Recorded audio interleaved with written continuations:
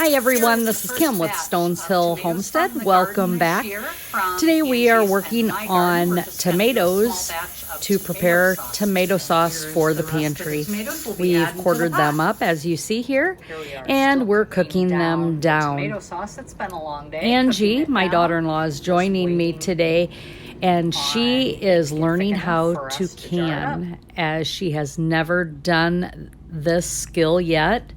And her and my youngest son, Cody, are starting their own homestead. So this measuring cup is a 2-cup measuring cup from Azure Standard. And as you see here, Angie is filling the hot, clean jars with the tomato sauce.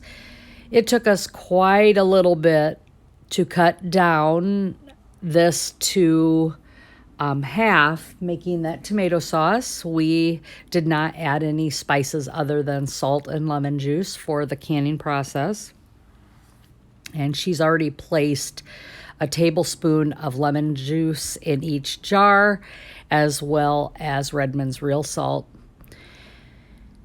And we could have used citric acid, but we didn't have any. I did not have that on my shelf, which I didn't realize I didn't. So I do need to work on getting that back on my pantry shelf. But anyway, so she's also using my stainless steel funnel that I also got from Azure Standard. And of course, these items are always linked down in the description. So Cody and Angie are starting their pantry and slowly building it up for their family. And tomatoes was their first thing that they wanted to learn. So Angie planted her first garden this year, and it is absolutely beautiful. She started her plants from seeds and grew them in the house, and she just nurtured them till they were absolutely gorgeous. And we made fun, but I always know that it's a true statement, but she spoke to them every day. She was quite the gardener this winter and learned a new skill set as well with that. So she's continuing to fill these jars. The tomatoes that we grew this year were all different varieties. The majority of these are, I believe, Liberty, Romas. We used some of my beef steak just to get the poundage that we need to get a full batch of jars for this. I'm just telling her to put that funnel in the other jar, in the other funnel, just to let it rest. Now she's going to start, sorry about me being in the way there, she's going to start measuring the headspace. She needs a 1/2-inch headspace, and she's using that measuring tool to make sure that she has enough in there.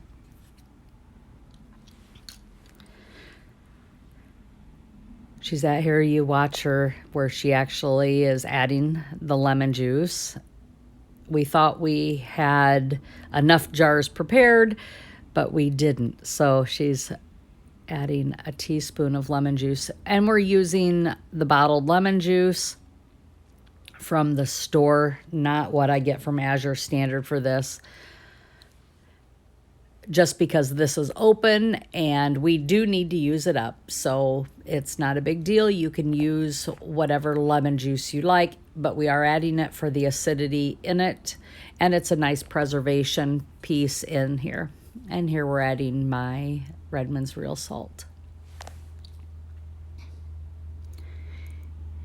And I believe it is a 1/2 teaspoon. Yes, it is. It's a 1/2 teaspoon that we are adding to each pint jar. She's talking about my salt well there.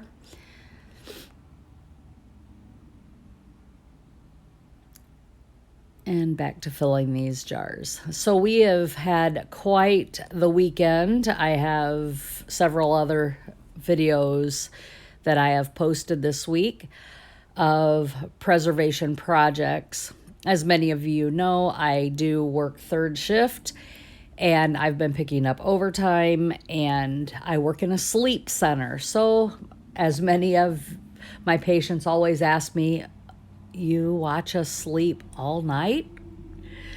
And I always laugh because I don't watch people sleep. However, I am scoring their studies as they sleep, and I'm getting them ready for the doctor so that in the morning when I am done with the study, the study is ready, the patient chart is ready for the doctor, and he can read that very quickly. So we just hook up all the wires, which many of you know that have had sleep studies, and we run the study to see what kind of sleep apnea you have, or if you have sleep apnea. Many people don't know there's near 100 sleep disorders, ranging from sleep apnea to, which is the ceasing of stop breathing, central sleep apnea. There is eating disorder sleep apnea. There are parasomnias, dreams, many, many different types of sleep disorders. So we don't only diagnose and treat sleep apnea. The other items the other disorders we also do.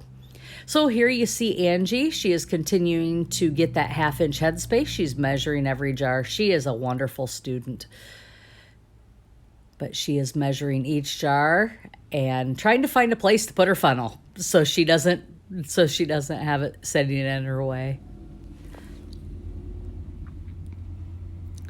And she's doing a fantastic job. We still have enough sleep.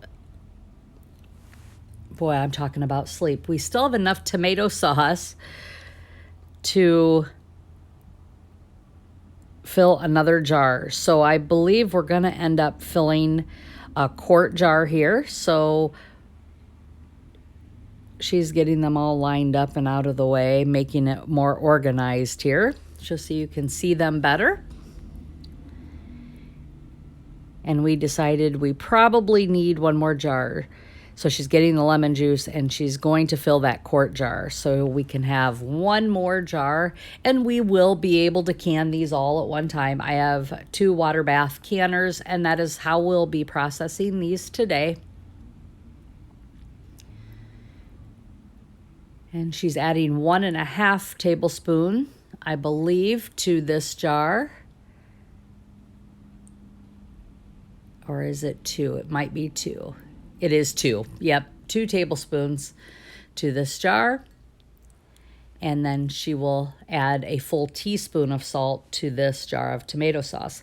Now, what Angie decided to do, rather than do pizza sauce or Italian pasta sauce or any other sauces, she decided to make just plain tomato sauce, which I encouraged her to do. And then she will be able to open the jar, add her spices while she's cooking, and make whatever she wants, which is definitely more versatile than you could if you make it all in pizza sauce or pasta sauce. We felt that would be the best for them because Angie also makes a lot of Mexican dishes, and this will also work for that as well. So it's the best for your pantry shelf to just work with plain tomato sauce, and able to do that. And we still don't have enough jars. So we are going to fill up one more jar of a pint jar. She grabbed one of my jars. And we're going to go ahead and finish off this pot of tomato sauce. The recipe called for 35 pounds of tomatoes, which was way more than we had. We were looking at about 24 pounds for this. And our tomatoes were quite meaty, few seeds, absolutely wonderful looking tomatoes this year. I didn't do well last year, but this year our tomatoes have just really went crazy. Cherokee Purple were one that I've noticed on many posts that they just did absolutely wonderful. So here I am. I'm just going to pour the rest in that jar and get that 1/2 inch headspace, and then Angie will get busy cleaning the rims on these. We're just setting that over there in the sink. And here she begins wiping off all the rims of her jars. And I'm just showing her to, as she's doing it, to check to see what it feels like, because here's the second time you need to check to see if there is a damaged jar. And that's actually what happened with the one jar that we did use. We went and I was feeling it. It was an older jar. It was a Kerr jar, and I believe it was probably from the 1930s. It was a very old Kerr jar, and it had a very rough glass edge, and I felt there was a little chip on the outside, and I said, no, we can't use that. So I believe that's why we ended up with one of my lids or jars. She is using ball lids that she had from purchasing some jars, or she had bought at a thrift store or garage sale. And we're using those up. And now I'm showing her how to check her rings to make sure there's no dents in the rings, and just finger tight. So, and you see me undo it and make sure that it's not too tight. A too tight of a ring lid will cause the lid to buckle, and that is something we don't want. That air has to escape that headspace to preserve that product. Makes your product much better.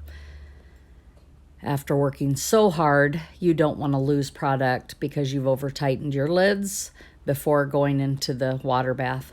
And here's the water bath canner, and we're going to start setting them in here. And I'm showing her how to set it in opposite from one another, and to keep that rack level, keep those jars level so that the product doesn't splash up on the bottom of your lid. And the jars, even though they're hot, the top of the rings are not, so she is able to use that without her jar lifter. And usually I'm able to do this as well. And so I'm just showing her where to put it in there so we can get as many as we can into this water bath canner. And we're going to put the final one in the middle, which is going to be that quart. This is the deep water bath canner. And so we're going to run this quart with all the pints. Then we're going to lower them all down and make sure we have 2 inches of headspace. I put my finger in to make sure it is hot water in there. And very seldom do I feel the hot water. So I'm pretty good at just tapping into that. And then I tell her at some point we need to pour that vinegar in the water. And I'm not sure if, yes, here we go. We're going to pour that vinegar in the water. What this does is create water that does not leave that white film on your canning jars. Saves you a huge step in the end of cleaning your jars. Here they are coming up to boil. And because of that quart jar, we need to water bath for 40 minutes. I started my little canner in my old pint-sized canner so we can do it all in one batch.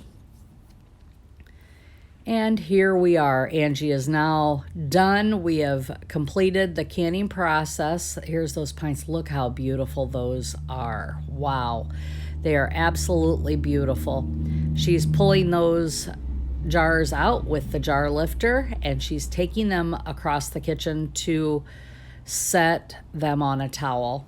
I have a very small kitchen, otherwise I'd be able to show everything at once, but it is just right behind us. We have like a galley style of kitchen, so she doesn't have to walk very far.